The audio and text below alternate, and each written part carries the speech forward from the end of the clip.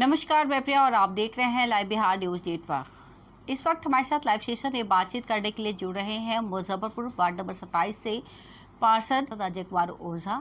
अजय जी नमस्कार, बहुत बहुत स्वागत है Ajay ji live Bihar news network में। अजय जी कैसा चल रहा है कार्यकाल आपका? हाँ, कार्यकाल तो अच्छा ही चला है। बीच में कोरोना ने सब लोगों को बहुत कष्ट पहुंचाया है। हम सभी लोग काफ़ी प्रभावित थे, डरे सहमे थे, फिर भी जो बन पड़ा है लोगों को सहयोग के लिए हम आगे बढ़ चढ़ कर हिस्सा लिए हैं और संभवतः अब ठीक है। जी अजय जी, वार्ड में कितना विकास हुआ? जितना होना चाहिए था हुआ ना, कुछ अधूरा भी रह गया कार्य अभी? कार्य विकास का काज तो यह सब दिन का चीज है, यह कभी समाप्त होने वाला नहीं है। लेकिन मूल चीज जी, जो मूल चीज जो जरूरत जो सरकार के द्वारा रोटी कपड़ा और मकान की जब बात होती है तो उससे जो लोग वंचित थे वैसे लोगों के नज़दीक सरकार का योजना पहुंचाने का हमने कार्य किया है और संभवतः पहले से बेहतर है और विकास चल ही रहा है, उसमें कहीं कोई दिक्कत नहीं है। जी आवास योजना की बात करें अजय जी तो कितने लोगों को लाभ हुआ आपके? जी हमारे यहाँ आवास योजना में अभी जैसे 30 आदमी को आवास का फायदा मिला है ना।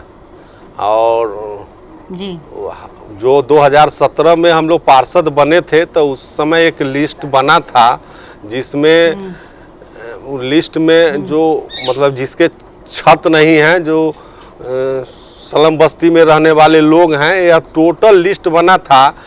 उस हिसाब से स्लम बस्ती में तो कोई विशेष रूप से वर्क नहीं हुआ है, लेकिन आवास योजना में जो लास्ट टाइम एक लिस्ट निकला था 49 का, है ना, हमारे वार्ड से, उसमें 30 का पेमेंट हुआ है और कुछ लोग बचे हुए हैं जो पेमेंट हो जाएगा और कुछ लोग का कागज वगैरह का थोड़ा प्रॉब्लम है ना, जो एक पारिवारिक कलह है तो उसमें है। उसमें भी हम लोग शांति रूप आपस में बैठा कर सब लोगों को और प्रयास करते हैं कि उनकी भी समस्या का समाधान हो जाए।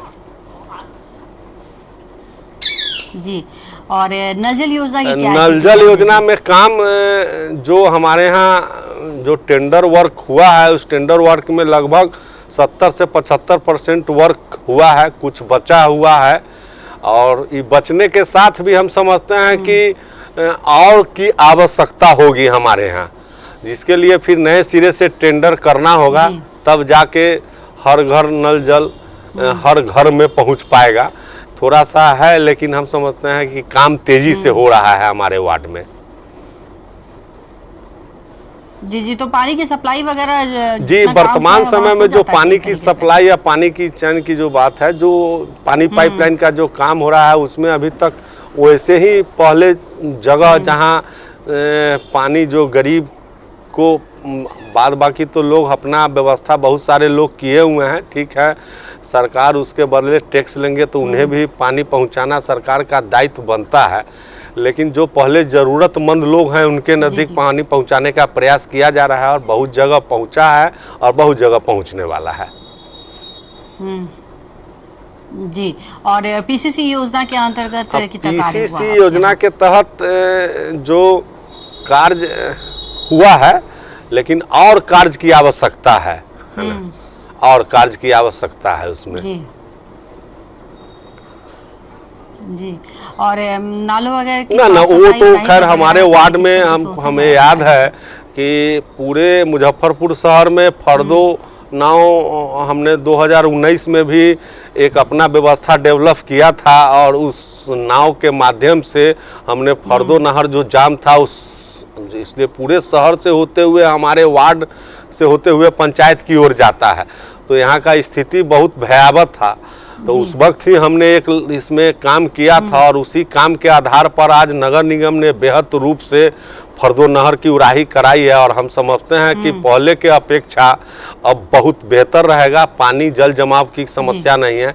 ऐसे मेरे वार्ड में जल जमाव की समस्या कहीं नहीं थी, लेकिन आज हम शहर का जो यह भाग है जो इस फर्दो आउटलेट से जुड़ा हुआ है, हम समझते हैं इस सभी जगह बारिश का पानी मतलब कि जो एक जम जाता था वह चीज़ नहीं होगा। लो लैंड की तो बात ही नहीं है, लेकिन पानी रुकेगा नहीं, पानी एकदम तुरंत निकलेगा। जी अच्छा अजय जी, इस वक्त वार्ड में और क्या समस्या प्रमुख रूप से सामने आ रही है जो आप बताना चाहेंगे? वार्ड में समस्या जो है ना, थोड़ा सा विशेष रूप से बेरोजगारी एक बहुत बड़ी समस्या है। सरकार तो सुविधा दे रही है ना, बेरोजगारी एक समस्या है। संभवतः यह जैसे कि लोग मजदूर को मजदूर काम न मिलना, कहीं गया मजदूर को काम न मिला, यह मुख्य समस्या है। उस पर भी इस बार तो कोरोना काल के कारण कुछ चाह के भी हम नहीं कर पाए, लेकिन आगे अगर हम प्रयास करेंगे, जनता अगर हमें दोबारा मौका अगर देती है तो निश्चित रूप से कुछ वैसे जो घर के लोग हैं, जो परिवार का सहारा है, वैसे लोगों को रोजगार सुनिश्चित करे, इस पर भी काम हम करेंगे। जी, और राशन और पेंशन की क्या स्थिति है, उसमें कितने राशन का लाभ तो पहले जो 2011 के जनगणना के आधार पर जो राशन कार्ड बना है ना, उसमें कहीं ना कहीं जो एक माप तौल की बात हो रही थी, उसमें कहीं ना कहीं एक अनदेखी हुआ था और उस अनदेखी के आधार पर बहुत सारे लोगों का राशन कार्ड बना हुआ था और उस कड़ी में वह राशन कार्ड उन्हें प्राप्त नहीं था। लेकिन वह राशन कार्ड जब हम आए तो चिन्हित करके लोगों को राशन कार्ड उपलब्ध कराए। लेकिन वर्तमान समय में प्रशासन, जिला प्रशासन के द्वारा, बिहार सरकार के द्वारा जो एक गाइडलाइन जारी किया गया है कि ऐसे ऐसे व्यक्ति को ही राशन कार्ड रखना है, वैसे कड़ी में हम समझते हैं कि सैकड़ों राशन कार्ड आपस भी हुए हैं। ऐसे राशन की व्यवस्था ठीक है, कहीं कोई दिक्कत नहीं। जी, अनाज वितरण हो जाता है, निश्चित रूप से अनाज वितरण हो जाता है। अनाज वितरण में एक बार परेशानी भी हुई थी हमारे यहाँ वार्ड में, है ना, तो हमने जन वितरण प्रणाली के विक्रेता थे, वह कहीं ना कहीं उपभोक्ताओं के साथ जो ट्रीट करते थे, जो हमें खुद अच्छा नहीं लगता था, तो हमने संबंधित पदाधिकारी से संवाद किया और संवाद में उन्होंने वह दोषी था, इसके लिए उसका दुकान भी निरस्त किया गया। और हम समझते हैं कि उसमें थोड़ा सा, लेकिन परंतु आज भी है जिसे देखने की ज़रूरत है। और उसमें क्या है कि जब दुकानदार का दुकान निरस्त कर दिया गया तो एक मशीन, पॉस मशीन होता है, पॉस मशीन, जिसके अधीन राशन कार्ड मिलता है, तो आज भी वह जन वितरण विक्रेता जो जिसका दुकान निरस्त हो चुका है, लेकिन उसी के पॉस मशीन से, उसी के अंगूठा से राशन दूसरे डीलर वितरण कर रहे हैं। इसमें वैसे लोगों को जो दोषी है उसका मशीन छीनकर और डीलर को पूरी तरह थमा देना चाहिए, ताकि जिस कारण उस उपभोक्ता को परेशानी हुई और फिर उसी उपभोक्ता के साथ वही जो डीलर है इस तरह का काम करे कि राशन के लिए उसी के यहाँ अंगूठा लगाना होगा, तो इसमें थोड़ा सा परेशानी है। इस पर जिला स्तर पर संवाद करने की हमें ज़रूरत है। समय के अभाव के कारण हम नहीं किए हैं, लेकिन अब हम निश्चित रूप से वैसे जो दागी लोग हैं उनको साफ अलग करने के लिए हम बढ़ेंगे आगे। जी अजय, शौचालय का कितना शौचालय तो मतलब 2017 के बाद हमारे यहाँ जो भी लोग आवेदन किए थे, है ना, और आवेदन में जो लोग फिर जांच हुई, जो आवेदन मेरे यहाँ आया, जो जांच हुआ, जांच के आधार पर जो लोग योग्य थे उनको मिला शौचालय, और हमसे पहले जो लोगों को मिला उसमें हम नहीं जान, लेकिन हमारे रीजन में जो लोग आवेदन किए हमने उनका आवेदन आगे बढ़ाया, जिसमें शौचालय जिनके पास था उनको तो शौचालय मिलेगा नहीं, जिनको नहीं था उनको शौचालय मिला। न लाइट तो मतलब निश्चित रूप से लाइट साफ सफाई के प्रति हम अपने कॉन्शस रहते हैं, इसमें कहीं दो राय नहीं है। जरूरी पड़ने पर नगर निगम के सहारे हम वार्ड को भी नहीं रखते हैं। कभी कभी आए दिन कर्मचारी और निगम में जिस तरह से नोक झोंक या अपनी समस्या लेकर हड़ताल मूल के रूप में चले जाते हैं, तो हर घर से कचरा कैसे निकले, सफाई कैसे हो, इसको बेहतर बनाने के लिए हम अपना अभियान भी चलाते रहते हैं और लोग खूब बढ़ के सहयोग करते रहते हैं। तो यह समस्या नहीं है। हाँ, अभी वर्तमान समय में विकास कार्य के कारण वार्ड कुछ डिस्टर्ब हुआ है, जैसे गैस पाइपलाइन बिछ रहा है, पानी पाइपलाइन बिछ रहा है, जिसके कारण थोड़ा सा परेशानी है। लेकिन हम समझते हैं इस परेशानी से बहुत जल्दी हम निकल के, और वार्ड में साफ सफाई यह समस्या नहीं है। अब तो नगर निगम ने पर्याप्त मात्रा में स्टाफ को दे रखा है। आप उस स्टाफ को थोड़ा सा ध्यान केंद्रित करके हम लोग काम कराते हैं। लोगों का कंप्लेंट आता है, उसको सुनते हैं, तो यह कोई समस्या नहीं है, पहले से बहुत बेहतर है। जी तो अजय जी कितना कॉन्फिडेंस लग रहा है कि लोगों का सहयोग आगे फिर आपको मिलेगा? निश्चित रूप, अब जैसे कि मैडम हमें याद है कि हम क्या बोले कि फर्दो नहर की एक हमने लकीर एक खींचा था उड़ाही के लिए, तो आज उस लकीर पर चलकर नगर निगम ने पूरी फर्दो के नहर की उगाही कराई, जो पूरा बहुत अच्छा से सफाई हुआ, संतुष्ट है। उसी तरह कोरोना काल में, जब कोरोना काल में हर लोग घर में थे, तो हम वैसे लोग जो भूखे लोग हैं उनका भोजन, उनके घर को सैनिटाइज, है ना, और ऐसे दर्जनों लोग जो नहीं रहे, भगवान उनकी आत्मा को शांति दे, लेकिन वैसे लोगों के पास उनका परिवार के लोग नहीं पहुंचते थे, वैसे लोगों को अपने कन्हा पर ले जाकर स्मशान घाट पहुंचाना, मतलब ये बढ़ चढ़कर हिस्सा लिए थे। और हम समझते हैं कि कोरोना काल में सैनिटाइजर मशीन के द्वारा अपने वार्ड के हर एक घर को कम से कम दर्जनों बार हम सैनिटाइज किए। और यह अभियान जब हम चलाएं तो नगर निगम हमें यहाँ से बुला कर ले गए, और नगर निगम को भी हमने दर्जनों मशीन खरीदवाया, और इस मशीन से पूरे शहर को नगर निगम ने सैनिटाइज करने का कार्य किया। लेकिन हमने एक लकीर खींचा अपने वार्ड से, वह अभियान के रूप में चला, बहुत बेहतर कार्यकाल रहा। लेकिन यही कोरोना काल थोड़ा सा डिस्टर्ब किया, सब रूपेण डिस्टर्ब किया। उसको हम क्या कहें, विकास कार्य में भी 2 साल थोड़ा सा बाधा पहुंचा। मतलब कोई लोग एक दूसरे के करीब जाने के लिए तैयार नहीं थे। उस स्थिति में विकास कार्य कैसे होता। लेकिन हमने जो भी बन पड़ा लोगों को सहयोग किया। कोई यह नहीं कह सकता है कि ओझा जी कोरोना काल में हमारे दरवाज़ा पर आकर मेरे घर को देख रेख नहीं किए, सुरक्षित नहीं रखे। हमने एक बेहतर प्रयास किया।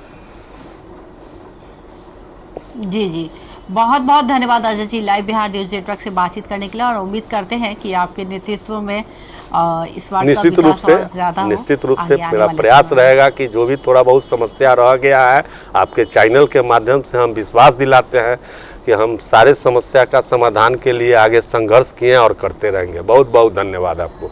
आइए अब आपको दिखाते हैं कि वार्ड के लोगों का क्या कुछ कहना है, वार्ड के विकास को लेकर, और कितना संतुष्ट है लोग अपने जनप्रतिनिधि से। क्या नाम हुआ? मनोरंजन प्रसाद वर्मा। आपके वार्ड पार्षद कौन है? अजय ओझा में वो कंप्लीट है। हाँ, छिड़काव उड़काव जो कोरोना का ये जो है सो हर सप्ताह में एक बार होता है। पेंशन मिला आपको? पेंशन मिला है। मिलता है हर महीना? हर महीने। कितना मिलता है? 400।